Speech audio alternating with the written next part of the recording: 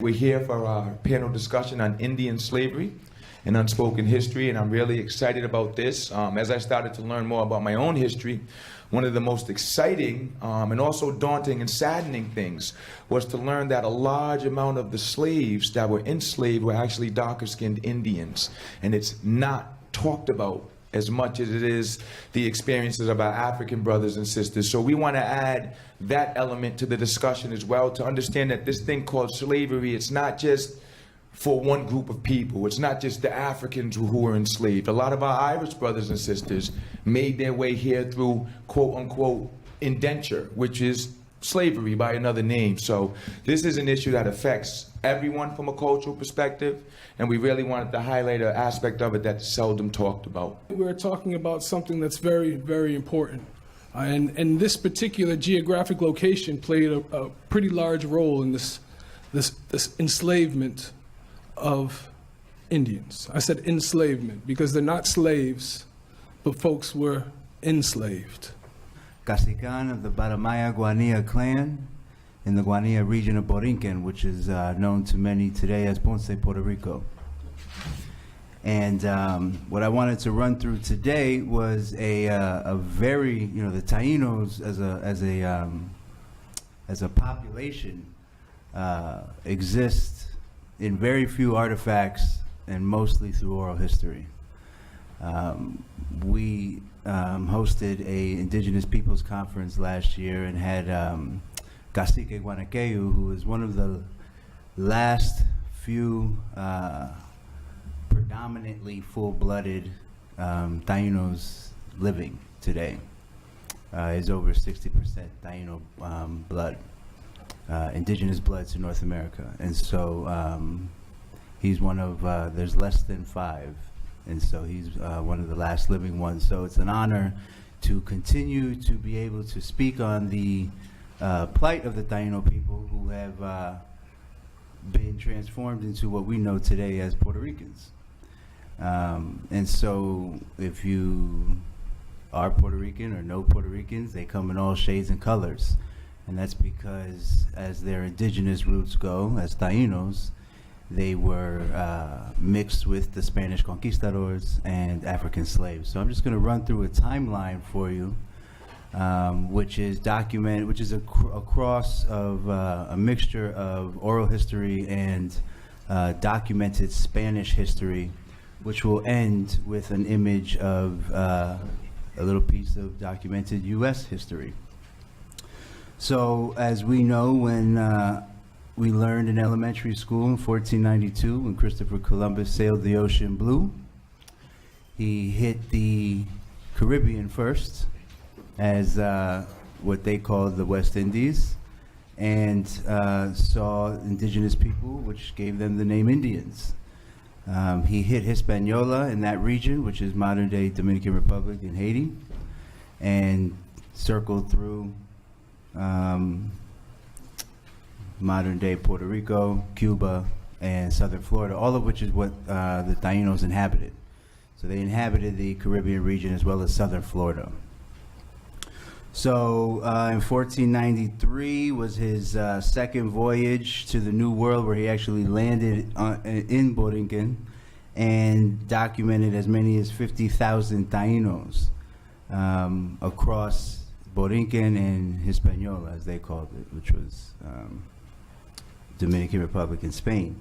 So in so what happened was he comes back, shares all of this, and it catches the attention of the Spanish crown, who then commissioned Ponce de León to head back out there. He does and meets Cacique of Caciques, Agüevano. And Agüevana is the Cacique of Caciques, a chief of chiefs. And as the story goes, he shows them the entire wealth that they have. They don't know it's wealth. They think it's offerings for their gods. And so this is gold. Taíno stands for the good people. They're not what you would hear of like Aztecs or Mayans with temples and sacrifice killings and things like that. They're not even a warrior race to that extent. So Aguevana goes back to Spain with Ponce de Leon, and Ponce de Leon comes back with an armada and begins the wiping out of the Taino Indians. So in 1501, the Spanish crown then approves the export of slaves from Spain to the Americas, to all of their colonies in that area. And by 1508, 1510 is when colonization takes full flight. And so by 1509 is when they establish repartimientos. And essentially what that is indentured servitude. And it consisted of distributing among officials and colonists fixed numbers of Indians for wage-free and forced labor. And so the Crown then instituted something called encomienda, which is supposed to replace repartimientos after priests were in an uproar about the treatment of these indigenous people. So Spain, being the colonizer, just rebranded slavery. And then by as the Taínos saw Spaniards coming with their ships and weapons and things that they had never seen before, they thought they were immortals.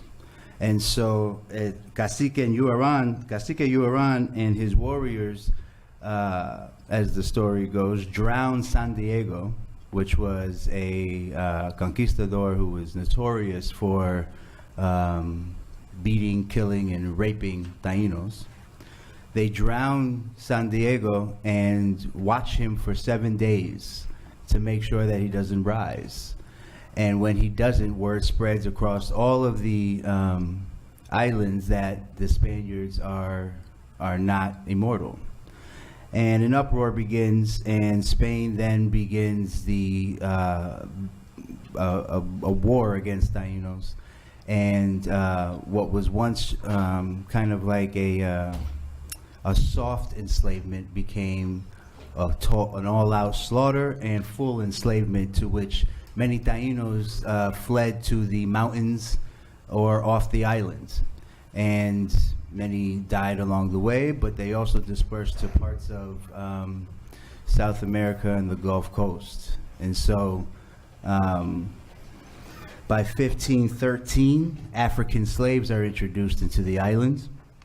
And by 1517, King Carlos V authorized the importation of 4,000 slaves to the Caribbean.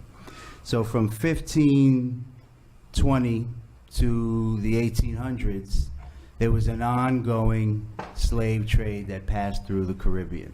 And as you could imagine, by this time, as they're colonizing the United States, it's continuing on through the Caribbean. If anyone saw the movie Amistad and the fort in San Juan, it was a major port for the slave trade. And so by 1803, all the major global powers were starting to abolish slavery among their colonies: the British, the Dutch, the French. Spain, on paper, abolishes slavery in Puerto Rico in 1873. However, I have an image there. During the Spanish-American War and the signing of the Paris Treaty, the United States creates, they develop a baseline census, 1899. You can actually go to census.gov and find the census. It's the baseline census for Puerto Rico by the U.S., taken in 1899, that enumerates coloreds, free and enslaved, men and women. And so at some point in time, there was an agreement to adhere to the abolishment of slavery, but obviously there wasn't. If the U.S. as they start enumerating individuals in Puerto Rico, are now, they're documenting slaves there, and colored slaves. So what's also interesting about the 1899 census of Puerto Rico is that they also validate the existence of Aborigines. So they mention in this census that Spain, for a long time, was boasting about the genocide and the wiping out of the Taínos. Yet, what the census says is that there are captains who are scouring the land as they start colonizing and taking over, and finding Aborigine, this is a quote, Aborigine-looking people with wide noses, flat in the front and back, who are who must be Aborigines, and disproving the claim of Spanish census, because Spain kept census as well. So that was their, Spain tried to establish the paper genocide of Aborigines by just calling them dark slaves, and the U.S. creating a baseline census references Aborigines as people in the mountains in 700 or 800 numbers, but anyone who was of a darker complexion was either, or white, was either white or colored. There was no acknowledgement of Aborigines or Indians, Taínos in particular, after that census. They then become Puerto Ricans. And so the classification begins that way and continues to today. So that is what we know through documentation and oral history of the enslavement of the Taínos, who have become modern-day Puerto Ricans today. So instead of a list of 44 Negroes and Indians, I have a database of 200 enslaved people who lived in Little Compton between 1674 and 1817, and they were African, and they were Native American, and they were mixed race. And by mixed race, they were African Indian, African white, Indian white. So I know that August 5th, 1816, was the last day that someone was enslaved in Little Compton. And I know that with confidence because it lines up with the census records and so forth and so on. Because the story of enslaved people doesn't necessarily end with their enslavement. People do gain their freedom.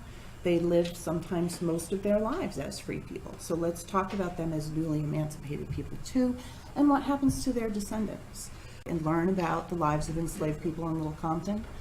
But I want to talk about, just mention 2 other books as well, actually 3 others as well. We really started to look beyond Benjamin Church and Awashonks to tell the story of the Sakonnet people. But for the first time in Little Compton local history, we talk about Mamanua, who was Awashonk's stepson. It was a divided tribe. They fought with each other all the time. They fought with each other over land. The English were playing one against the other. They were attacking each other. The English didn't really like working with women, so they pushed Awashonks out of the way and dealt with Mamanua instead.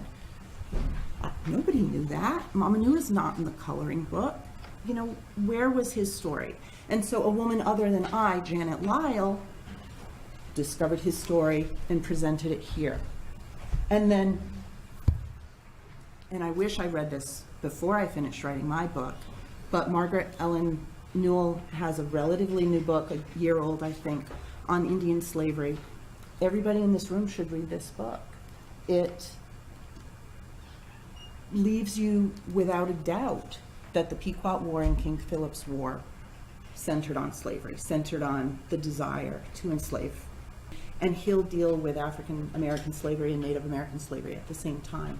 I'm going to do that by focusing on a few thoughts around the question of Indian slavery, which have come up in my own work. That work is not so much about slavery as it is about the kinds of interactions, usually contested and in conditions of violence and duress, but also which occasioned the exchange of knowledge, which took place between indigenous people enslaved Africans and colonizing Europeans in the Americas and in Southern Africa. These are just covers of the kinds of natural histories, in other words, the colonial archive that I spend a lot of time looking at. So you get very old histories of the first European natural historian who goes to Barbados or to Jamaica or to Brazil or to Haiti. I want to spend a moment on this one, which is from Brazil. This is actually the first natural history of Brazil. You can see the European imagination working and how they see the Native Americans, or the Tupi-Namba people, as they call themselves, in Brazil.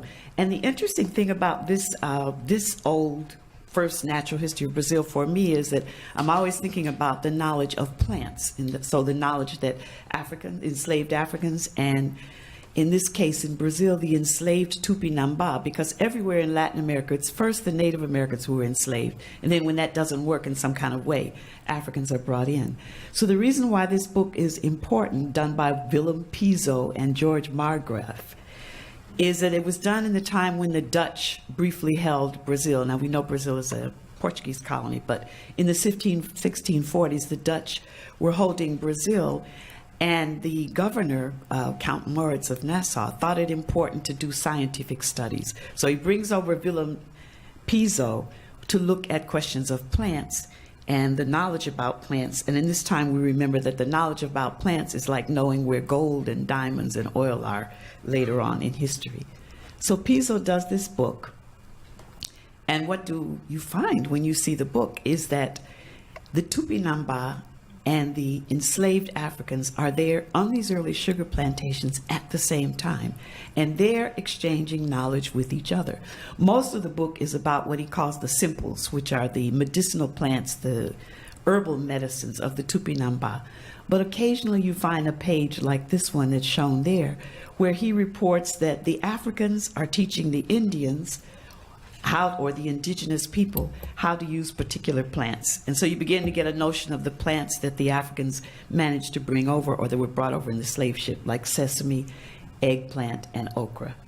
And you also get a sense of how the Tupi-Namba are teaching the enslaved Africans about some very important plants, usually maize, but also cassava, which is the bread of the Caribbean. It's the bread of the Tainos, it's the bread of the Brazilians. The terms that were being used by the Portuguese and the Dutch at this time were also interesting. They called the Tupi-Namba in the beginning, when they enslaved them, negros da terra, the blacks of this land. And the ones who were coming in from Guinea and from Angola, and that's the first set, they are negros de Guinea and negros de Angola. It's an interesting use of the notion of color and slavery. And the picture on the lower right, what you see is, it looks like they're trying to depict Africans, but actually this is an early depiction of Tupi-Namba, who are enslaved and who are put to producing the bread, this bread called cassave or cassava, depends on which part of the Caribbean or Latin America you're in. And these were first enslaved Tupi-Namba who have to produce this bread. So for me, this is an interesting evidence of not just the enslavement, joint enslavement side by side of Native Americans and enslaved Africans, but also of the knowledge they exchanged and the knowledge and the wealth of knowledge that they bring to the colonizers.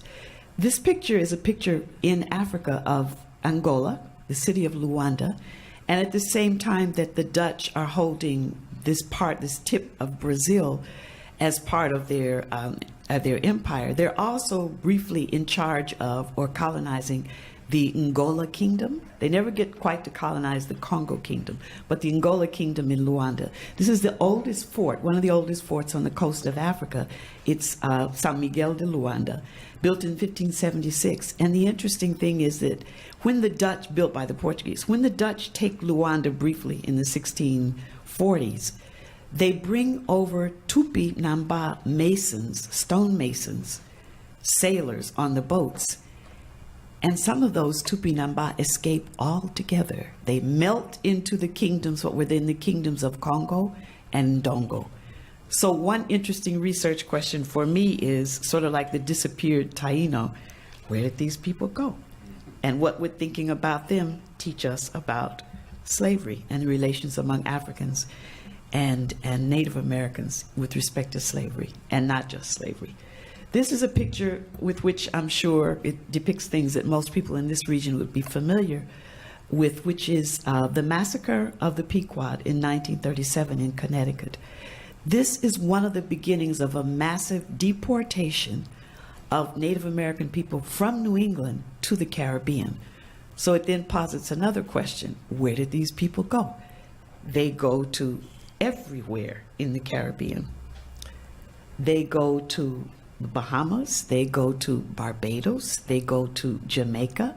So when I was a child, probably like many of you who are at least my age or older, we were always taught the Indians, the Native Americans, are largely disappeared. I have there a quote from Herman Melville, the book that we all had to read in school, Moby Dick, where he says, you know, the name of the boat, the ship is the Pequot, first of all, and we don't even know why it's the Pequot when we're reading it. But he says, you will no doubt remember the Pequot was the name of a celebrated tribe of Massachusetts Indians now extinct as the ancient Medes. So he's writing this in 1851, but these supposedly extinct people, many of them are not just still here in New England, but are also in the Caribbean.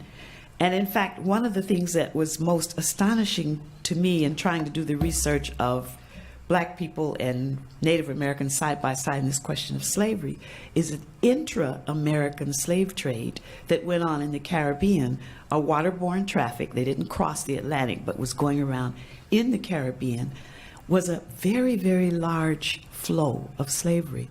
The estimate now is that over a period of 400 years, more than 2.5 million Native persons, many of them from New England, were in slavery in the Caribbean. This is besides the Taino who lived there. This is another set. And this saltwater trade expelled them all over the Caribbean, to Little Bonaire and Curacao, to the many small Lucayas, to Hispaniola, and to Puerto Rico. In fact, one study done by Resendez, which is called The Other Slavery, is that in the period between 1670 and 1720, from the Carolinas, South Carolina in particular, more Indians were exported out of Charleston, South Carolina, than Africans were imported into Charleston, South Carolina.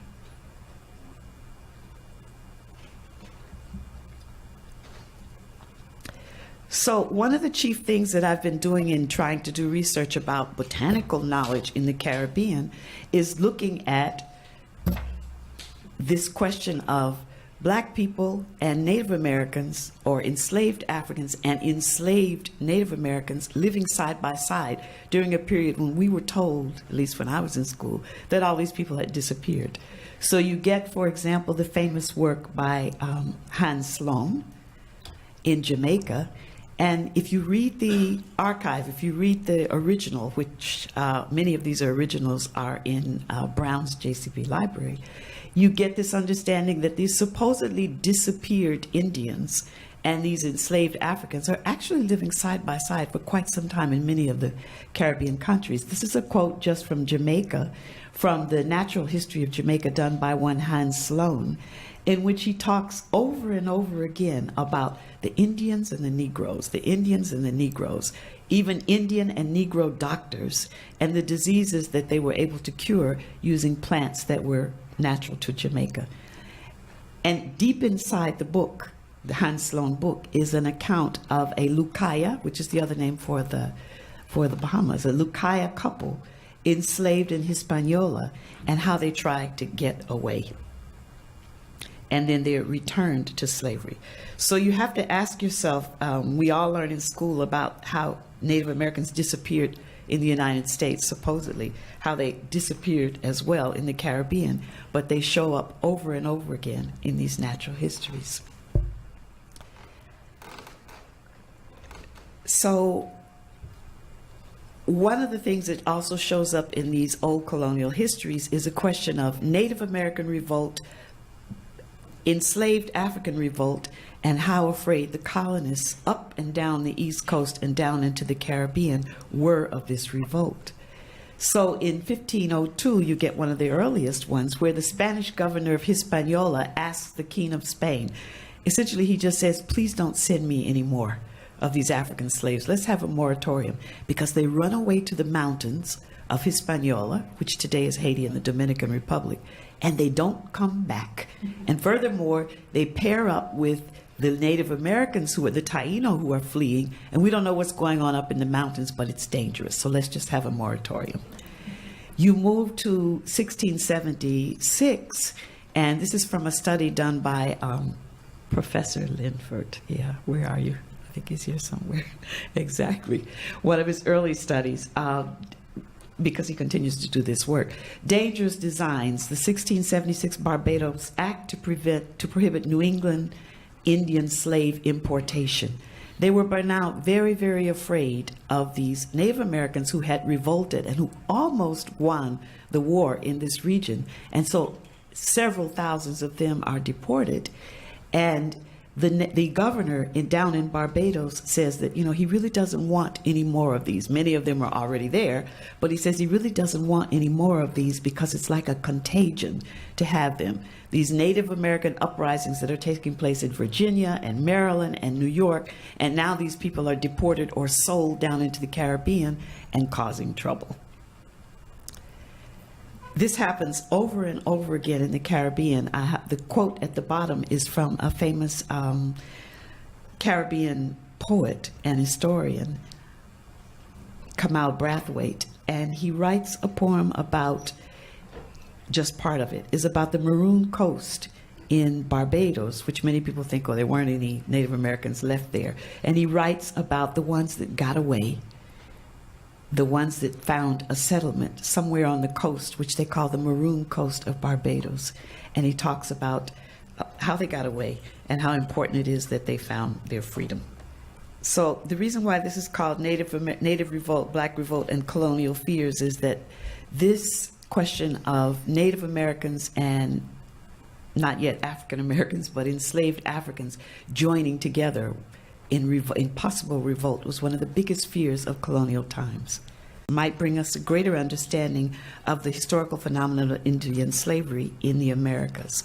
I want to suggest that this could lead us not just to new histories of what my friends on the Bahian coast of Brazil call the people of the waters, but new works on the nature of rebellion and revolts for freedom and for sovereignty in the Americas, from the eastern woodlands to Barbados and Brazil, and a different kind of critical triangulation of our knowledge about slavery in this old world, it's not a new world, in this old world and the Americas. In the early records, you see people classified by the names of their nations, and I mean Native American nations. As time goes on, you begin to see them classified as things like Mustie. And after a while, you begin to see those who are mixed African and Native American get progressively classified out of the Native American part of their heritage. You begin to get a loss of people's names from the nations from which they come, and they get classified as Indian. And you get a progressive moving out of people who are part Native American, part African American, into African American. So the time that, in the time that I was talking about, which is kind of an earlier colonial period, some of those names still would have been used, but when they get to the Caribbean is when they really get lost into just being called the Indians, because these are exported from the United States because of the rebellions and the revolts, and sold into the Caribbean, where they practically disappear in some of the places that they were expelled to. And that's a different case from the Taino, who always lived there. This is where they were from. But the ones who were expelled from the United States, parts of the coast down, and they gradually kind of disappear into the population, intermarrying with enslaved Africans, primarily, in the case of the Caribbean. I think you have the clue when you say that the names begin to be made up and falsified. In the case of enslaved Africans, a lot of times the classification comes out of the port by which they left Africa and come to the New World. It doesn't mean that those people are necessarily from that area. They could be in the general hinterland and then get that name and come. In the case of Native Americans, it's different. The one that I showed for Brazil, remember this is very early Brazil. This is like early 1600s. Brazil is founded as a colony in the 1500s. And this expression, negros da terra, blacks of this land, is something that the Portuguese made up. The names of the people who lived in the area are on the coast, especially, were Tupi, Tupinamba, and others, you know, as you go further into the Brazilian interior. But all along the coast, those people were Tupi. So to call them negros da terra is something that the Portuguese, or let's say the Spanish and the Portuguese, are beginning to do a classification as they wish to classify people. So they're classifying them as blacks of this land. And then the ones who are being brought in slightly later from Africa are classified as blacks from Guinea or blacks from Angola. Those would be the two earliest for this place. But you are right. Your implication is that these names are mixed up, made up, and in time replace the actual names that the people call themselves. I'm the descendant of Choctaw slaves, as well as Pocasset Wampanoag as well. In my research, in trying to reconnect with the heritage of my family, I had to go through a number of records. And what I found within my family on the Choctaw side is that we had a lot of names who we considered at that time Christian names. We didn't realize what the importance of them were. When I came along in the black movement and joined the black movement, we had this move to take on Pan-African names. And my great-grandmothers, both on both sides, on my mother's side and on my father's side, were very upset about it. And I said, well, you know, we're giving up these Christian names, this white man's name. We're not going to keep that stuff. You know, I'm changing all my children's names to this, that, and the other. They said, well, no, you can't do that. But they really could not clearly explain it to me until I got to this point here 30 years later. I'm doing my genealogical research, and I realized those names were the names of the ancestors that they had taken on. The reason they had taken on, and so to keep the memory of those ancestors, like Annie or Mariah or Glenn, they named children down the line those very same names, and that's how we were able to trace back who we actually were. The reason the names were changed is because I think what's missing here is the fact that, as opposed to the African slave, the Native Americans had bounties on their heads.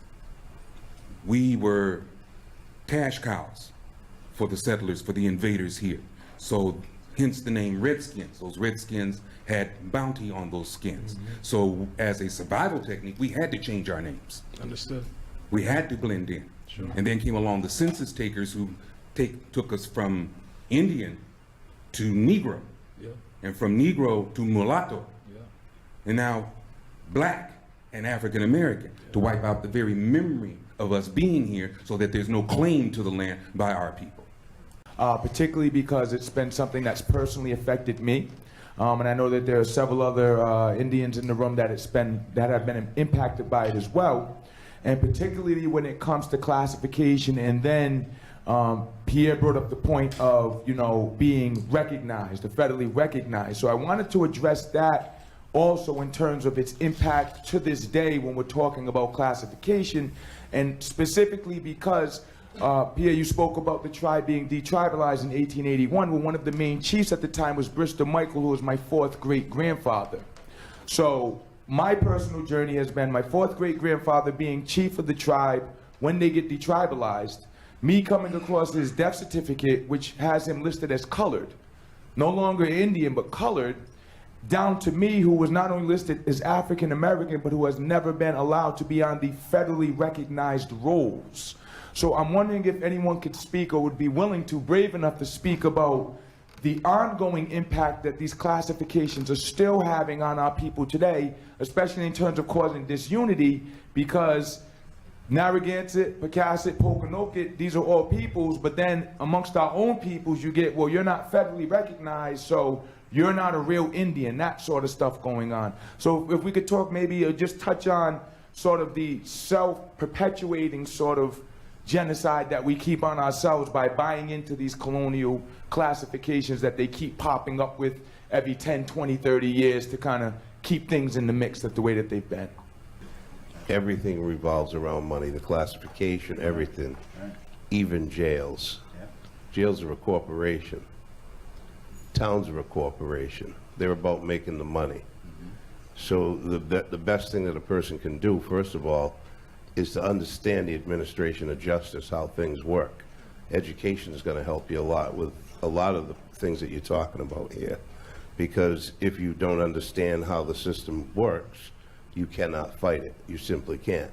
So if you understand the administration of justice and how each intricate government operation works, as they're saying, federal recognition. Well, how do you get federal recognition? Because under the Constitution, only Congress can deal with the Indian tribes. It doesn't say federal Indian tribes. There were no federal Indian tribes. All tribes are tribes. I know I have the blood. I did DNA. I don't have to worry about it. And my 10th generation grandfather was King Philip. So there's no reason for me to worry about being recognized by somebody who was recognized by my family first when they came here. So, and that's one of the things. I mean, you have to have the pride to do that and say, you know, I am who I am and I'm not going to take it. But part of that is to get the education and to learn how, that's how we lost, because they used the money against each and every person here. And I'm not talking about just the Native Americans. It was the Africans, it was the Irish, it was the Scottish. They did it all over the world. It's all about money. And when people put the money aside and they learn to get along and stop thinking about the money and how they're going to make money, then some of these problems will cease to exist. Because, let me tell you, it's all about the money and the jurisdiction. They have the jurisdiction to tax you. Okay? They have the jurisdiction to give you a ticket, to tax your house. Nobody in this country is free, unfortunately. And just like I'm a veteran, I signed on the dotted line of property of the United States government until I surrender that right. You have to understand the system before you can fight it or before you can win. And we can't fight amongst each other. Every denomination in the world turned against each other. Africans sold their brothers. They sold their brothers to the slave traders. Okay? Indians did the same thing. Mohawks came down and worked in Boston for slave catchers. So everybody is at fault. The bottom line is the money. And when we put that aside, the problem will be resolved. Thank you.